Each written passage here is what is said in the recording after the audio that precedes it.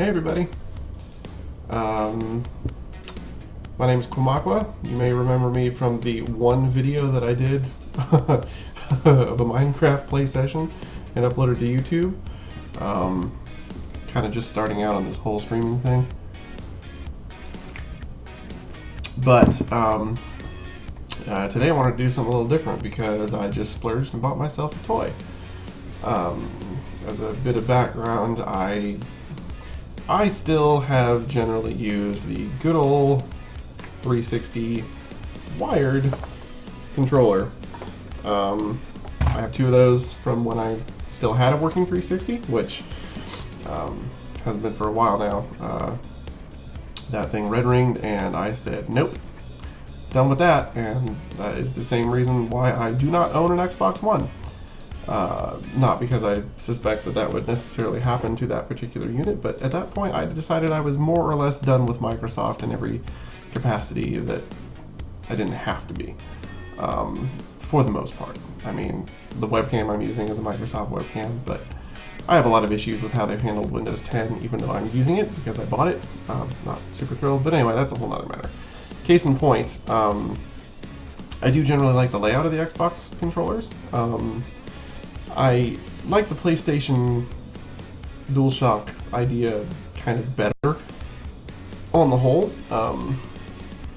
And I thought about, jury-rigging my my PS4 controller onto the PC, but it's not really native support. It's kind of hacked in. You have to use third-party stuff to do it, and in the end, I don't know, I just kind of like to have more official support. But I was really unhappy when I actually went to the store and looked at an Xbox One controller.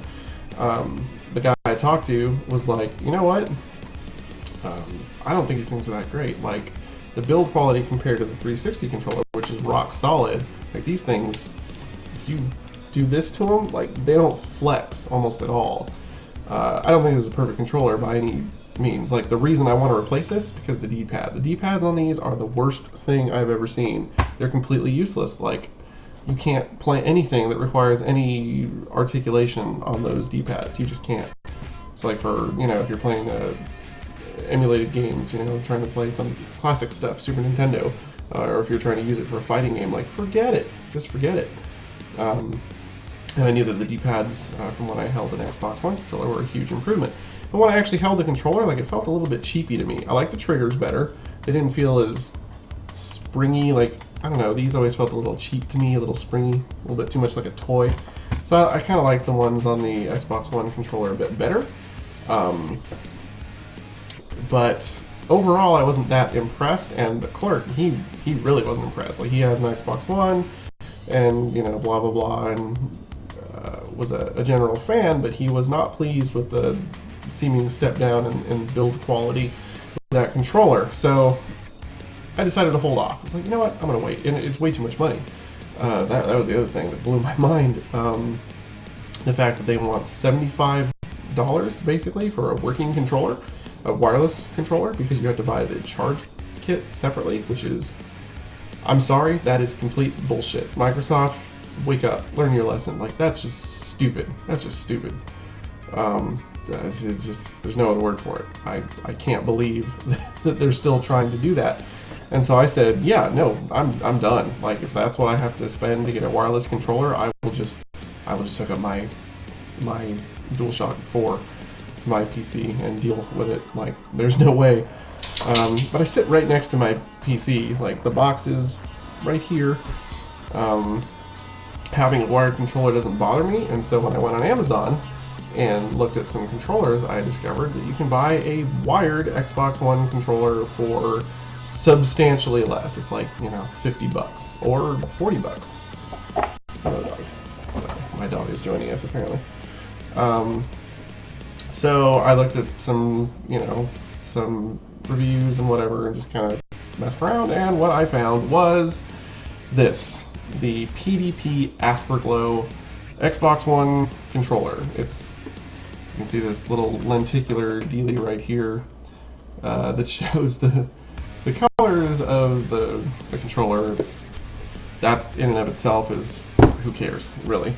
It's kind of cool because they'll If you have multiple ones, you can change the color and differentiate the controller. So, you know, whatever. I'm not really into like flashy stuff, so that didn't appeal to me. But it was like, you know, $47, something like that, on Amazon, and seemed well liked. Seems to be of good construction.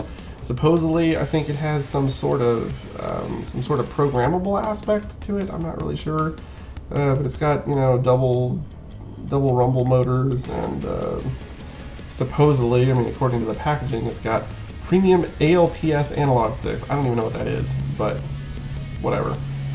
But people generally seem to like these. Not saying it's like, you know, a luxury item. This is really a budget item, so I'm not expecting the build quality to be, you know, super exciting, but the idea was to keep it reasonably priced, and I'm hoping that it will at least roughly approximate the experience of a 360 controller, just with a better D-pad and better triggers, I hope. And I figured, why not just pop it out of the box on camera and give it a quick review. So what we got here is, it's actually a, you know, decent little box. I mean, whatever. It's got all the shine and niceness of one of the ones that, you know, the official 360 ones. Comes with some. I sliced open the stickers earlier, but I haven't actually opened this yet to look at it. It's got like a little manual here. Tells you, okay, yeah, it does have little wheels in the back. You probably can't see this well enough, but it's got these little wheels on the back there that are, I guess, programmable, multi-function wheels. So I don't know anything about that, but anyway, this is actually looks like an above average manual here. Comes in a variety of language flavors.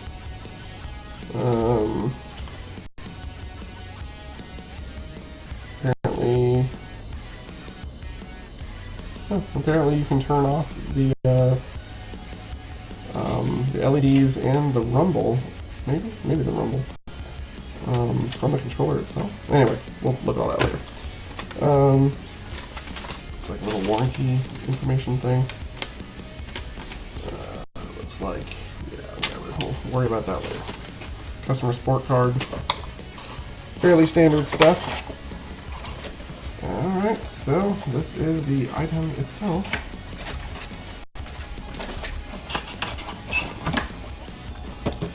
Nicely wrapped up. This in here. Comes with a USB cable. Which looks nice enough. Doesn't feel like garbage. And the controller itself, which I'm not sure exactly how this opens.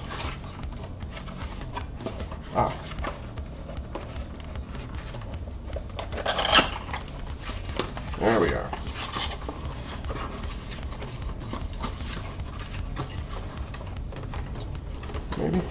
Maybe not. There we go. Okay. I think I tore off one of the little sticky pads on there, but this is not an unattractive controller. It's clear.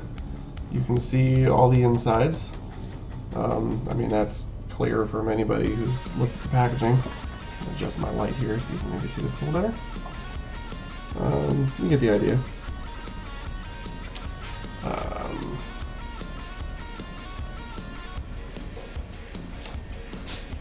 It actually does feel probably about the same as the 360 controllers that I held in the store. There's a little more flex to it than, the Xbox One controllers. There's a little more flex to this than the 360 controller, but it's not atrocious. It's not that bad.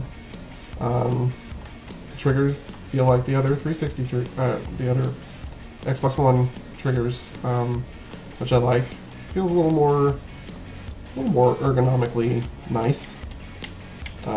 Sticks Feel a little looser than the 360 by just a little bit. But they don't feel bad. They don't feel bad. The rubber's a little cheaper feeling. D-pad though. D-pad feels nice. It's nice and clicky, just like the Xbox One controllers that I've tried. Yeah, that feels nice. Other buttons feel pretty. They're more like the Xbox One controllers that I've tried. They have a little more of that clicky, sticky, kind of feel to them. They stick just a little bit. And back here we have these programmable wheels, which looks like they click in. They click in. I don't know if you can see this very well. Probably not. Not with my massive paw in the way, but there's one here and one here, and you can see it. It's like a mouse wheel. It clicks in like a button, and then you can roll it back and you can roll it forward. And you can do that on either side. So I guess that gives you 6 separate functions. Dog, hey, my dog is apparently enjoying eating the packaging. Sorry. There we go. Yeah, so it feels all right. It feels all right. Not too bad. I think I'm pleased. I guess that remains. The only thing left to do is plug it in. See how it works. I have a conveniently placed USB port right here.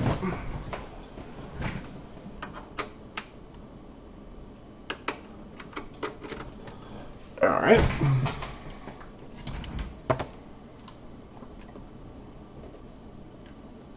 Sorry, I think I just made the webcam freak out there.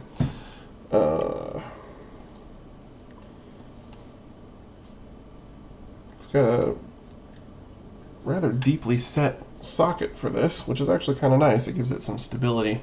It's not just like hanging out there. You kind of stick it in. And you can see now that it's powered, we have light, which I believe if you push this button in the back, okay, that has a little light in the middle there. I don't know what that is. That changes color. Oh, I see. It's turning on and off different sets of lights. So you can, it looks like Christmas. And then maybe if you hold it, maybe? No? I don't know, there's some way to change the color. I'll look at the documentation later, but for now, like, this isn't really bad. In the dark, like under my desk here, it's fairly bright. But with light, it's not like super gaudy. It's color. You can see it. It looks all right. Yeah, it's an attractive controller. So, like, I guess let's play something. I guess we should play something. Let me see. I don't really know what we should play. How about some super puzzle platformer? Sounds pretty good. Give me just a second here. Alright. And let me load. There we go. Alright, that's better.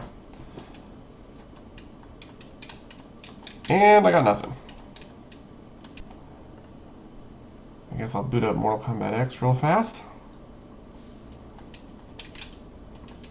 Nope, that doesn't appear to be doing anything either. Well, no, actually, maybe it does.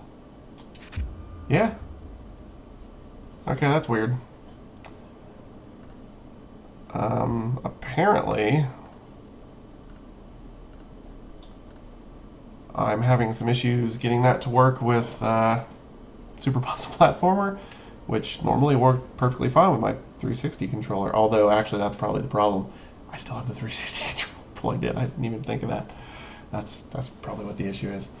I'm just gonna pop this out and we'll test that again in a minute. But for now, this thing is working just fine. So, yeah, I feel that D-pad. Oh, that feels good. Do a random test your luck.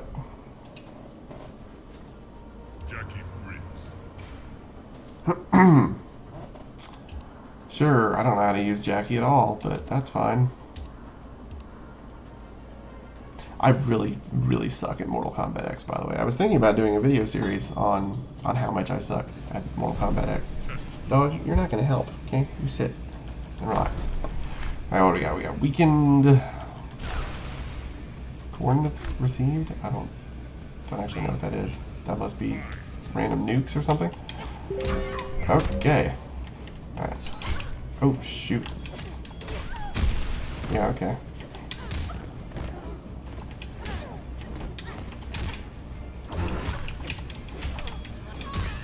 I probably should have chosen a character I at least kind of know how to play, because at this point, I'm not really comparing anything in particular. But the D-pad seems better, that's for sure. I'm actually able to like execute movement the way I want to, so that's good.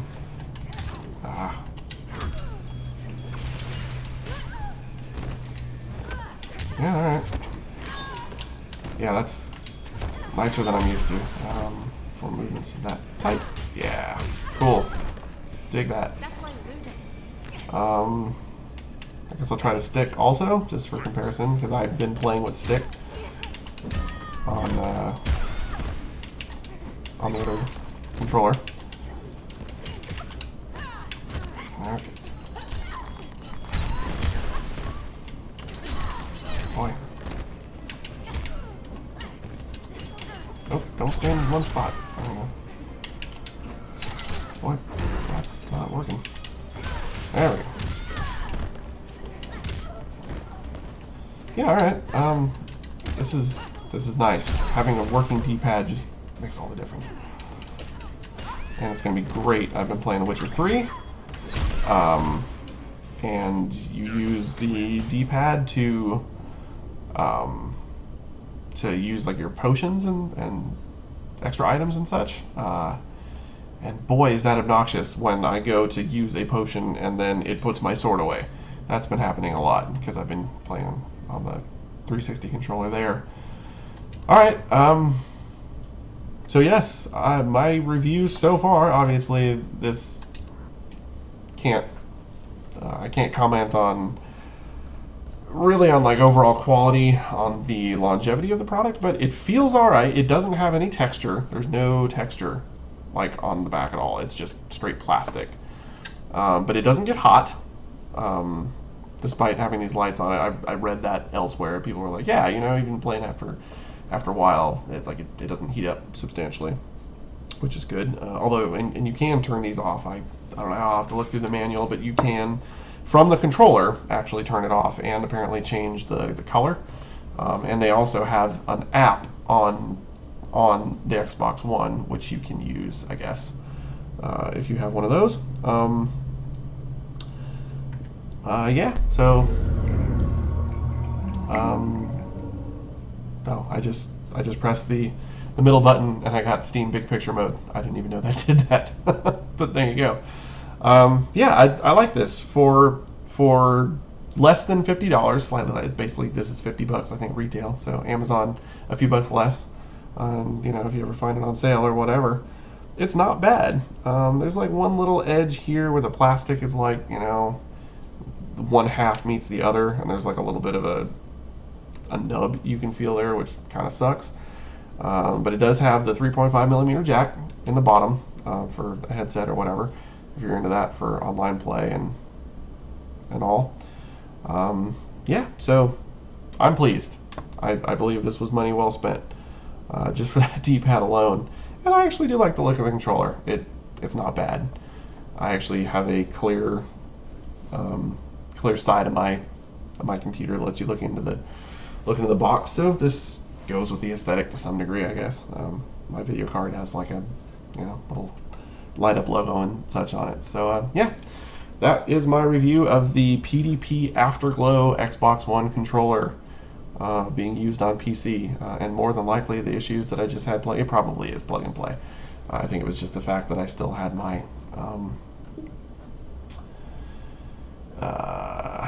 my old 360 controller plugged in that was the problem. So, oops, I just exited Steam. I was going to try Super Puzzle Platformer one more time here, just to make sure that that was indeed the problem, because I'm sure it was. Alright.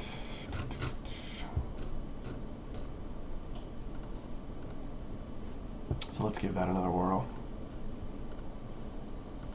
At least we would if I had the right feed. There we go. Alright. And yes, it works. It does. And this is another one where I've gotten used to using the stick, but this is not a game you really want to play with a stick. Oops. Sorry about that. That's unprofessional. There we go. So yeah, oh, much better with the D-pad. You can make those little tiny adjustments like that, which are so much harder to do with the stick. Those slight taps. That's a lot better. I will say that this does feel substantially cheaper than the 360 controllers. It does share that flaw with the official Xbox One controllers. Like, that's no different. This does feel a little bit like a toy in comparison. So the tactile sense, is not as nice for sure. I can't say, immediately whether or not that's going to bother me in the long term. Just using it real briefly here, it's not so bad. I do feel like my hand's getting, a little sweatier than with the 360 controller.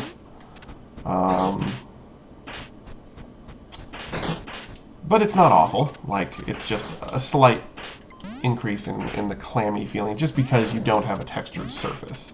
It's not, my hand is not getting any actual, an increase in sweat or anything. It's just that you feel it more when you don't have a textured surface. That flat surface makes it a little more obvious, I guess. So that's imperfect. We could say that. That is an imperfection. It would be much nicer if these had a textured surface, but boy, that D-pad is rough. And I think I would give up almost anything to be rid of that. So, pretty sure I'm okay with losing that slight improvement in feel. Oops. To have a working D-pad.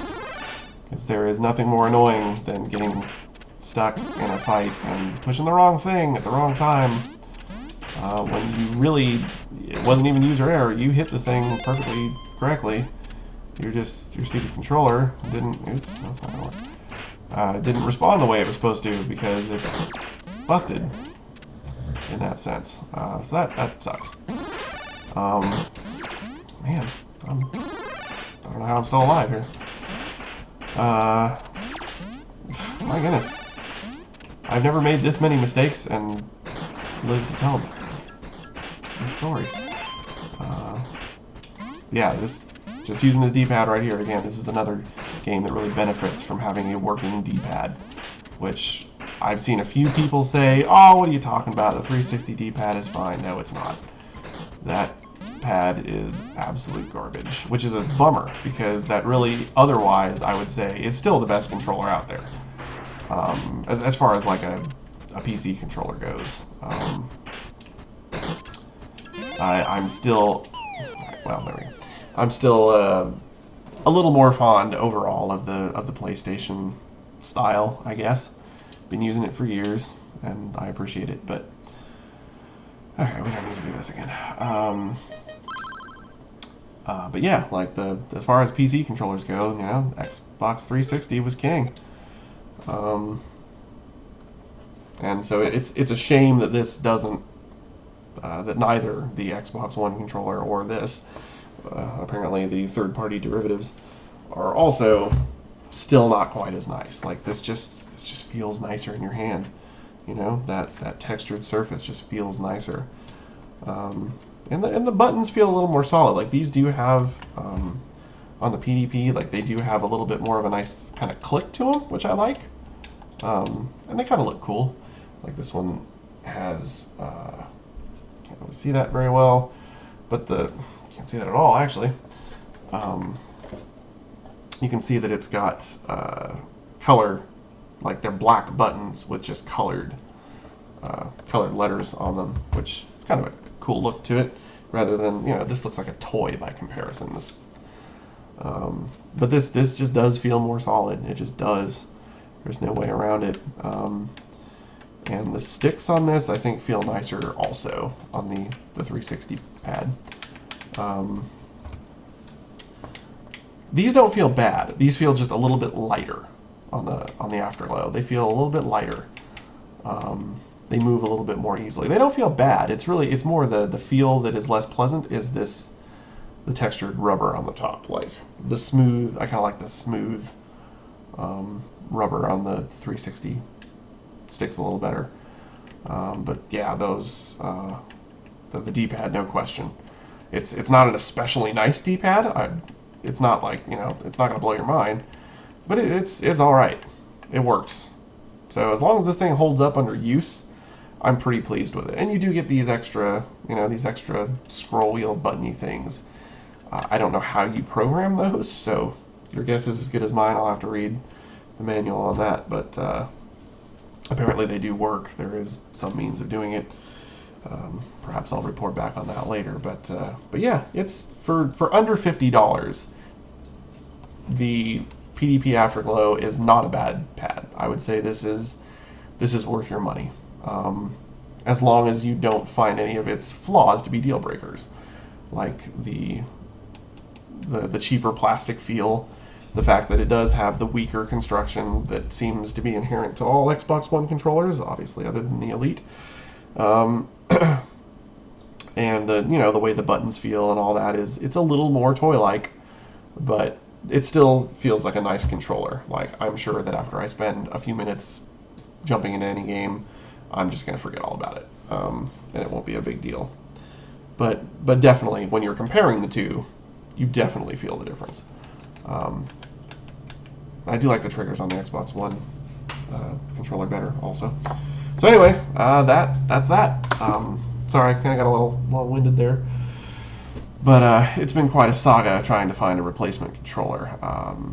Quite a bit more challenging than I thought it would be. Originally, I just wanted to get like one of those, you know, sort of USB recreations of like the Super Nintendo controllers for classic games. And a lot of those, just the construction didn't seem to be up to par, and there were some issues there.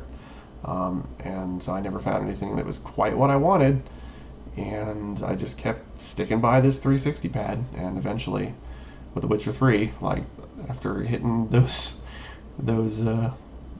D-pad directions and putting my sword away one too many times because I'm playing on Death March, so you know it's reasonably tough. You don't really want to be doing that, and it just got old. I was like, you know, it's time I found a replacement. So I'm glad to have this one way or the other. And given that it was less than $50, when you have to pay $75 for a working wireless controller that doesn't use, you know, friggin' batteries, you know, that you can actually charge, like that's just not acceptable. That is completely unacceptable to me.